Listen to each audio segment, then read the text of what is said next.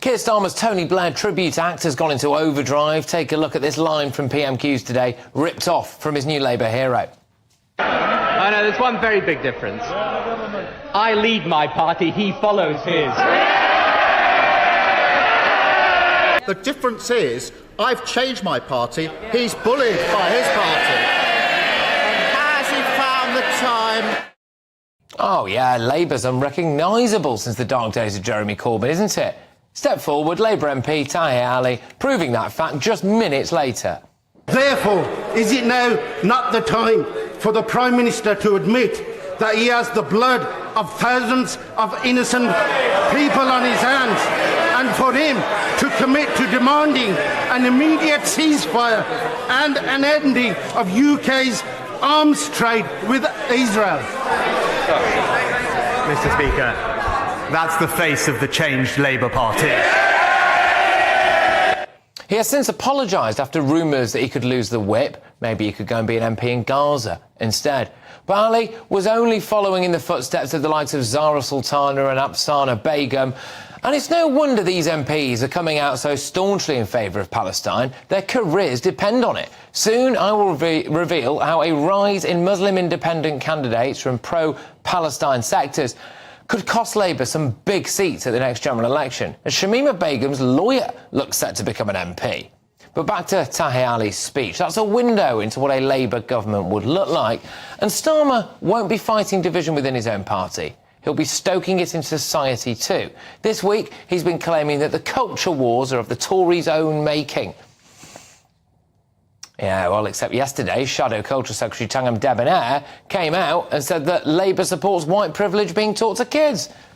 We need education that allows children the opportunity to question, to ask difficult questions sometimes of our nation's history. That's a strong country that's able to look at itself and its history and say, are there things that we could have done differently? Are there things that we regret? Are there even things that we're sorry about? But also are there things that we can learn so that we make a stronger, better country for the future?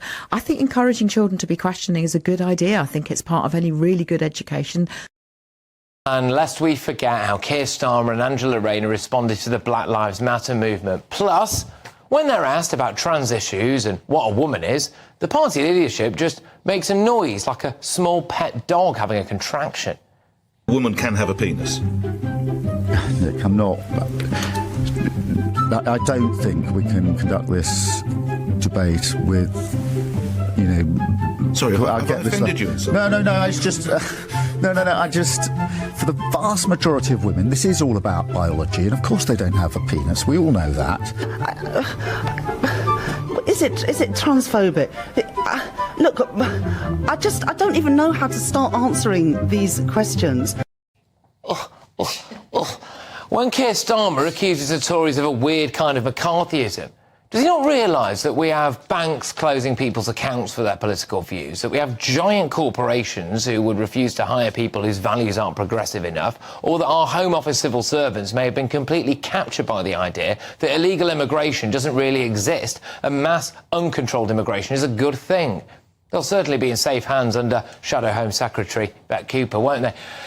Oh, grief. Labour doesn't care about the culture wars because they don't care about our culture, in my view. Rishi Sunak summed it up perfectly during PMQs. He talks about what Britain needs, what Britain wants, what Britain values. This from a man who takes the knee, Mr. Speaker, who wanted to abolish the monarchy, who still doesn't know what a woman is, and who just this week, one of his front benchers said that they back teaching divisive white privilege in our schools, Mr. Speaker. Looking at his record, it's crystal clear which one of us doesn't get Britain's values.